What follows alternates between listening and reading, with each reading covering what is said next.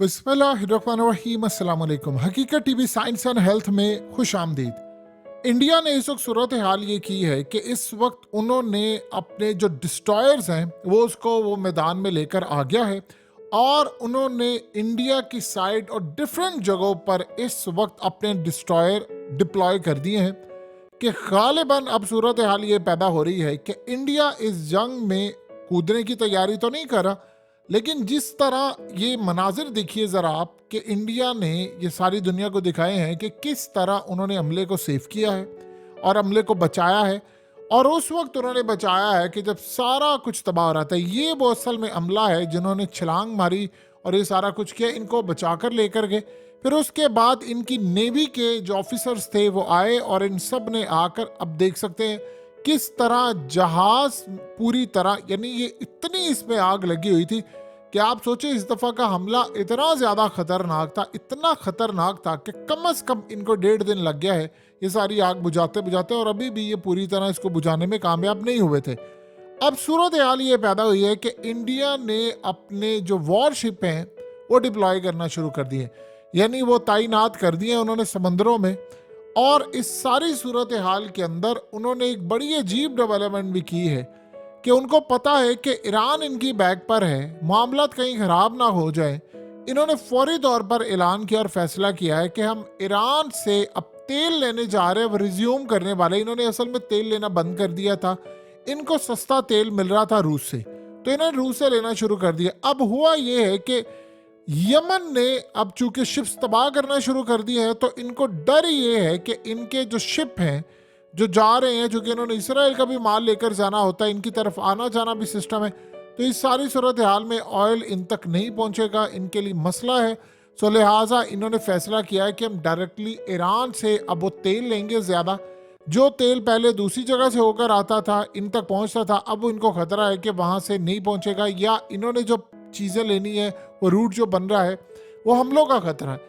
अब सोचिए इस वक्त ये इतने ज़्यादा अपसेट हैं और इस वक्त इतने ज़्यादा परेशान है कि इस सारी सूरत हाल में इंडिया गालिबन कहीं ना कहीं इनडायरेक्टली इस जंग में कूदने वाला है, और इसको इतना बुरी तरह इसका खमियाजा भुगतना पड़ेगा कि जिसका इस वक्त कोई दूसरा सामना करते हुए मामला सामने नहीं आ रहा। देखिए, इंडिया ने अगर एक जरा सी भी गलती की, यहाँ पर जरा सी भी इंडिया ने कोई ऐसी गलती की कि उन्होंने यमन के मामले के ऊपर, यानी अब असल में हुआ यह है कि अमेरिका ने उनको कहा है कि हमारे जो शिप्स आ रहे हैं उसमें जो भी डिस्ट्रेस कॉल आएगी आपने उस पर फौरी तौर पर अमल करना। अब अगर इस डिस्ट्रेस कॉल के अंदर लेट से होता ही है कि यमन पहले इनको वार्निंग जारी करता है एक मामला, और उसके बाद दूसरी दफा वार्निंग जारी करते हैं, फिर तीसरी वार्निंग होती है फाइनल। अब अमेरिका ने और बाकी यूरोप समेत तमाम ममालिक ने इंडिया को कहा है कि अगली मर्तबा जब ये हमला होने के करीब कोई होगा तो हम आपको डिस्ट्रेस कॉल देंगे, इमीडिएटली आपने आकर यमन से बचाना। अब इंडिया ने, अभी तो ये सूरत हाल हुई थी कि ये जो हालिया चीज़ तबाह हुई है, आप देखिए किस तरह बुरी तरह ये तबाह हुआ है। तब तक तो इंडिया की नेवी नहीं गई थी, लेकिन दोबारा अगर इन्होंने यमन वाले मामले पर, यानी इस तरह की सूरत हाल हो कि अमेरिका ने इनको कहा और ये बचाने के लिए चले गए, तो आप ये समझ लें फिर यमन की लड़ाई इनके साथ शुरू होने वाली है। इसीलिए इन्होंने चीज़ों को ठंडा करने के लिए पहले साथ ही कहा कि हम ईरान से तेल भी लेने चाह रहे हैं ताकि हमारे ईरान से ताल्लुकात रहे, ईरान के साथ मामला तय करें। जैसे अमेरिका ने ईरान से बातचीत की और बैकडोर चैनल से उन्होंने ईरान को कहा कि आप हूसियों को जाकर समझाएं।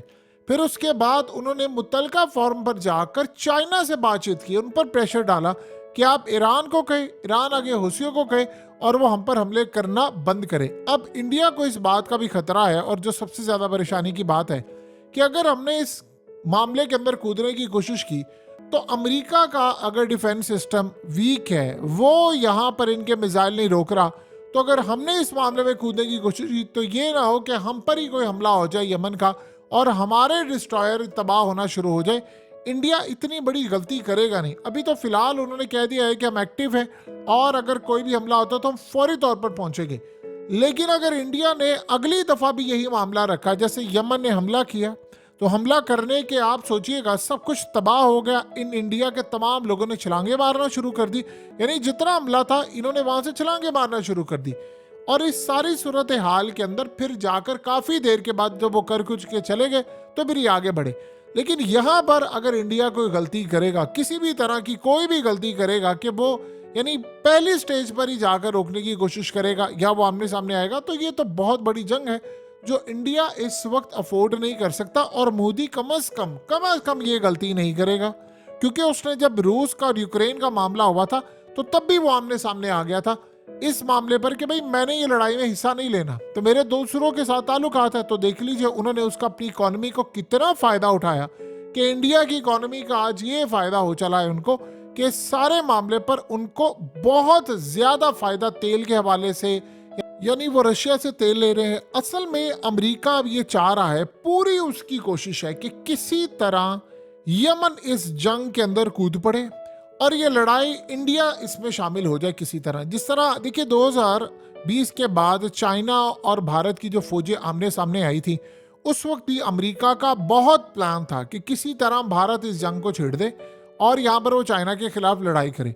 उस वक्त भी इंडिया ने इस सारी सूरत हाल में मामला इतने ज्यादा खराब हो गए थे कि इन्होंने जंगी मशकें शुरू कर दी थी, उधर चाइना ने भी मशकें शुरू कर दी। तो सबसे बढ़कर S-400 तक इंडिया ने डिप्लॉय कर दिए थे। फिर उनके जहाज, इनकी खतरनाक जंगी मशकें यानी जो हमने पहले कभी नहीं देखी थी वो इंडिया ने करना शुरू कर दी। उस सूरत हाल में चाइना ने भी करना शुरू कर दी। तो अमेरिका तो तैयार था ये लड़ाई करे, लेकिन जिस तरह का अमेरिका चाह रहा था कि भारत और चाइना की लड़ाई है और वो पीछे बैठे और कोई काम ना करे, तो उस वक्त मोदी ने फिर बैकआउट किया। उसने जाकर बातचीत से हल किया मामला, चाइना के साथ उसने अपने मामला तय किए और उसके बाद इंडिया ने खास तौर पर मेड इन इंडिया इकोनॉमी और ये तमाम चीज़ों पर बहुत ज़्यादा फोकस करना शुरू किया। इस सारी सूरत हाल के अंदर इंडिया ने अपनी एक पोजीशन ली। अब हो ये रहा है कि इसराइल भी ये चाह रहा है, इसराइल का एक प्रेशर है कि किसी तरह इंडिया यहाँ से जो सिक्योरिटी आ रही है इसको वो मैनेज करे। देखिए इंडिया की जो नेवी है वो ज़्यादा से ज़्यादा क्या कर सकती है कि अगर यमन ने कोई हमला कर दिया है तो यमन ने वहाँ पर तबाही कर दी है, तो वो जब तबाह चीज़ें हो गई हैं वो शायद हो सकता है उसको बचाने के लिए चले जाए। देखिए इस ऑपरेशन के अंदर जो उनकी नेवी गई है वो तो सिर्फ इसलिए गए हैं क्योंकि ये तकरीबन 23 लोगों का हमला था, इसमें 22 के करीब इंडियंस थे और एक बांग्लादेशी था जिसको वो बचाने के लिए गए हैं। उन्होंने पहले छलांगे मारी और उन्होंने आग बुझाने की कोशिश की, जब नहीं हुआ तो उन्होंने डिस्ट्रेस कॉल इंडिया को दी क्योंकि वो इंडियंस थे सारे, तो उन्होंने उनको कॉल दी और वो बचाने के लिए आए और बाद में रात से लेकर दिन यानी पूरी सूरत हाल में उसको बुझाते रहे और ये बड़ी मुश्किल आग थी, यानी आप ये समझ लें सब कुछ इसका तबाह हुआ है। अब यहाँ पर मामला ये है कि इसराइल इससे ज्यादा बढ़कर चाह रहा था इंडिया से। उनका मामला ये था कि किसी तरह इंडिया इस लड़ाई को आगे लेकर जाए। फिर इसके बाद अगला जो मरला था वो इससे भी बड़ा था कि वो ये चाह रहे थे कि हम इस लड़ाई को अगले पैमाने पर लेकर जाएं। यानी वो अगला पैमाना ये है इसराइल की और अमेरिका की और बाकी ताकतों की बड़ी कोशिश है। अभी हालिया जो अमेरिका ने एक कोलिशन बनाया था, इन्होंने इंडिया से बातचीत की कि आप इसमें शमूलियत इख्तियार करें। उन्होंने स्ट्रेट अवे इनकार कर दिया। उन्होंने कहा जी हमने ये काम में नहीं आना, क्योंकि देखिए ये वो ऐसी जंग है यमन के साथ। अब सूरत हाल ये हो रही है कि ये जो बाकी ममालिक भी हैं वो भी अमेरिका के नहीं कहने में आ रहे। तो सबसे बड़ी वजह यह है कि जब अमेरिका का डिफेंस सिस्टम फेल हो गया है तो इस सारे मामले पर बाकियों का डिफेंस सिस्टम कैसे काम करेगा। जो सबसे बड़ा सवाल है, जो हमारे लिए भी और सबके लिए एक सवाल है कि अमेरिका का डिफेंस सिस्टम कैसे फेल हो रहा है। अमेरिका का डिफेंस सिस्टम इतनी बुरी तरह फेल है कि यमन ने इनसे जब लड़ाई की तो 2 घंटे तक इनकी लड़ाई जारी रही, तो उसमें अमेरिका तो किसी भी तरह से जीत नहीं सका, बल्कि वो वापस मोड़ कर ले गए। तो कोई तो चीज ऐसी है ना कि यमन की जो टेक्नोलॉजी है, उनके एंटीशिप मिसाइल हैं, असल में एंटीशिप मिसाइल इतने ज्यादा खतरनाक नहीं होते जितना ये चीज खतरनाक है कि आपके रेडार पर ही कोई चीज नहीं आ पा रही। तो जब आपके रेडार पर चीज नहीं आ पा रही, ये भारत अभी उनके इंडियन नेवी के डिस्ट्रॉयर वहां पर मौजूद थे, लेकिन देखिए एक तो उनके रेडार पर ही चीजें नहीं आ पा रही। अगर आ भी रही होती तो उन्होंने इसमें पार्टिसिपेट नहीं करना था। यमन के साथ वो लड़ाई अपनी अफोर्ड नहीं कर सकते क्योंकि उनके ताल्लुकात जो हैं वो ईरान के साथ बड़े अच्छे हैं और वो ईरान के साथ ताल्लुकात उनके खराब होते हैं। और मोदी को बड़ा अच्छा तजर्बा है, उसने काम ये किया था कि उसने रशिया के साथ अपने ताल्लुकात कायम किए, जबकि उस वक्त यूरोप का इतना ज्यादा प्रेशर था। अब तो यूरोप खुद इस मामले पर पीछे हटा हुआ है। और देखिए जब से आलमी अदालत से फैसला आया है तब तो पूरी दुनिया के अंदर और भी चीजें स्टैब्लिश हो गई हैं कि जो इसराइल का ओपनली साथ देगा उसके लिए एक तबाहकुन सूरत हाल तो डेफिनेटली बात है पैदा होने जा रही है। तो कोई इतना बड़ा रिस्क लेने को फिलहाल तैयार नहीं है। यमन को इस चीज से कोई मसला नहीं है कि जब हम किसी चीज को तबाह कर देते हैं तो उसकी बाकिया जो है वो लेने के लिए कौन आता है, आग बुझाने के लिए कौन आता है, उसको इस चीज से कोई मसला नहीं है। वो कहते हैं कि हमारी तरफ से जो मर्जी है। लेकिन अमेरिका का जहाज अगर उनके हत्थे भी चढ़ गया है, देखिए यहां पर एक सूरत हाल थी बड़ी अजीब। अगर इंडिया की नेवी के अलावा अमेरिका का जहाज यहाँ पर आता तो वो अमेरिका के जहाज को फिर तबाह कर देते। यानी उसका कोई डिस्ट्रॉयर आता रेस्क्यू करने के लिए कुछ करते, वो उसको भी तबाह कर देते, क्योंकि हमला इतना ज्यादा शदीद था कि सब कुछ तबाही थी। तो इस सूरत हाल में उन्होंने इंडिया को भेजा। इंडिया से तो अभी तक जाहिर सी बात है हौसियों की कोई लड़ाई नहीं है, फिलहाल अब तक कोई लड़ाई नहीं है। सिर्फ एक चीज सबको कही है कि आप लोगों ने यहाँ पर कोई एक बंदा नहीं होगा जो यहां से जाएगा और जाकर इसराइल तक माल पहुंचाएगा। इसराइल को उम्मीदें थी भारत के ऊपर कि भारत आगे बढ़कर कोई इकदाम करेगा, लेकिन वो सारी उम्मीदें फिलहाल इस वक्त टूटती नजर आ रही हैं। देखिए इस वक्त इसराइल पूरी तैयारी कर रहा है कि उसने लिबनान में एक ऑपरेशन करना है और इस मकसद के लिए उसकी फौजें पूरी तरह डिप्लॉय होना शुरू हो गई हैं। अब लिबनान की साइड पर जाने का मकसद क्या है? देखिए लिबनान की साइड पर जाने का मकसद ये है कि इस वक्त पूरी तरह वो एक बड़ी लड़ाई के लिए तैयार है।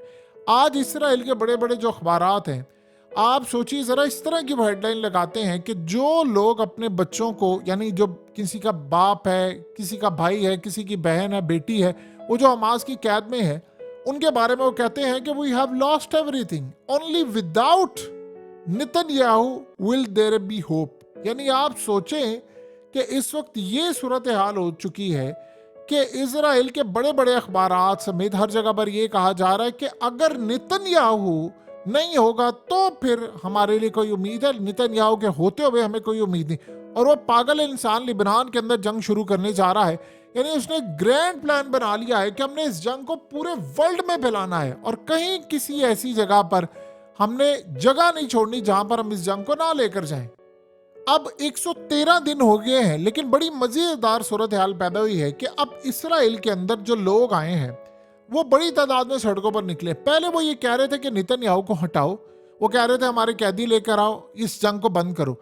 अब जब यमन का मामला, ये सारा मामला इन सब ने देखा है, तो आप जानते हैं कि वो क्या कह रहे हैं। वो मजीद ये कहना शुरू हो गए हैं कि इलेक्शन करवाएं, इलेक्शन जब होगा तो यमन की भी सूरत हाल खराब होगी। और यमन के बारे में भी उन्होंने कहा है कि आप इलेक्शन करवाएं तो उसके बाद नेतन्याहू जाएगा तो हमारी कम से कम ये जो जंग है ये खत्म होगी, क्योंकि उन्होंने वोट आउट करना है नेतन्याहू को, यानी उसको पूरी तरह निकाल देना है कि वो दोबारा आ ना सके। देखिए एक तरफ कतर मामला तय कर रहा है, डील कर रहा है, कतर बातचीत कर रहा है इनसे, और दूसरी तरफ नेतन्याहू बजाय वो पहला महाज खत्म करने के, यमन वाला महाज खत्म करने के, एक और महाज वो खड़ा करने की इस वक्त तैयारी कर रहे हैं। देखिए इसराइल की फौज इस वक्त बहुत ज्यादा अपसेट है। अमेरिका की जानिब से जो सपोर्ट मिल रही है हथियारों की सूरत में मिल रही है, लेकिन उनको चलाना, उनको आगे लेकर चलना, ये इस वक्त इसराइल की फौजों के लिए सबसे ज्यादा परेशान कर मरला इस वक्त पैदा हो चुका है। क्योंकि देखिए इस वक्त हो ये रहा है कि जब ये महफिलों में इनके जनाजे पढ़ाए जा रहे हैं और ये सब कुछ इनके ताबूत और सामने रखे जाते हैं, तो वो जो फैमिलीज हैं वो अपने जर्नैलों के गिरोबाने तक आ रही है और वो कह रही है उनको कि देखें आप लोगों की वजह से हमारे लोग मारे जा रहे हैं, इस जंग को बंद कर दें। और इस जंग में जितनी आपकी तबाही हो चुकी है हमने कभी उसका अंदाजा नहीं लगाया था। देखिए 75 साल हो गए हैं तकरीबन इसराइल के क़याम को, लेकिन इसमें कोई दो राय नहीं है कि आज तक इसराइल की इतनी तबाही कभी नहीं, हत्ता कि ये जंग गजा में लड़ी जा रही है, लेकिन उनकी इकोनॉमी को नुकसान है, खौफ उनके अंदर पैदा हुआ है, लोगों के लिए बेजारी है, दिल के ऊपर उन्होंने ये चीज ले ली है, खौफ के साए में वो जी रहे हैं। 14 लाख के करीब इसराइली दिमागी तौर पर मफलूज हो चुके हैं। तो आप बताइए कि इतनी बड़ी तादाद में पीटीएसडी बीमारी का वो शिकार है। अब आप सोचें कि इस सारे मामले पर जब इसराइल के डॉक्टर्स छोड़ छोड़ कर जा रहे हैं बरतानिया, यूके और दीगर जगहों पर, तो बताएं वो कैसे इसको मैनेज करेंगे। इसराइल की जो पोजीशन है वो इस वक्त वीक से वीक होती जा रही है और इंडिया ने भी आज झंडी करवा दी। देखिए इंडिया को अगर आप देखें तो पिछले काफी सालों से उन्होंने अपनी पोजीशन बड़ी वाजिया रखी हुई है कि हमने वो असल में मॉडल जो फॉलो कर रहे हैं वो फॉलो कर रहे हैं चाइना मॉडल को, चाइनीज मॉडल को फॉलो कर रहे हैं कि भाई हमने भी इकोनॉमी वाइज तरक्की करनी है। ये जंगों का जो सिलसिला है अगर हम इसको पीछे रखें तो अलग बात है, लेकिन आप ये सोचें कि हालिया इंडिया ने जो राम मंदिर का इफ्तिताह किया था, नेतन्याहू को और इसराइलियों को लग रहा है कि भाई वहां पर तो उन्होंने इफ्तिताह कर लिया है, तो हमारे पल्ले क्या हुआ, हमने जो यहाँ पर करना था, हमने जो अपना टेम्पल और ये तमाम चीजें बनानी थी, हम कहाँ पर स्टैंड करते हैं। तो पोजीशन इसराइल के लिए ये है कि उसको कुछ नहीं मिल पा रहा। और देखिए प्रॉब्लम ये है कि इंडिया का सिनेरियो डिफरेंट था। इनका सिनेरियो ये है कि मुसलमानों की मुकद्दस जगह है और यहाँ पर जिस तरह ये लपेटा मारे हैं, यानी आप ये सोचो लूट लपेटा लगा हुआ इस वक्त, ये भी खा लेंगे वो भी खा लेंगे, ये भी जंग कर लेंगे वो भी कर लेंगे, तो यहाँ पर इनकी कोई कामयाबी नजर नहीं आ रही। हकीकत टीवी साइंस एंड हेल्थ की इस वीडियो के नीचे कमेंट जरूर कीजिए, अपनी राय का इजहार जरूर करें और इस वीडियो को हर जगह शेयर करते हुए चैनल को सब्सक्राइब जरूर करें।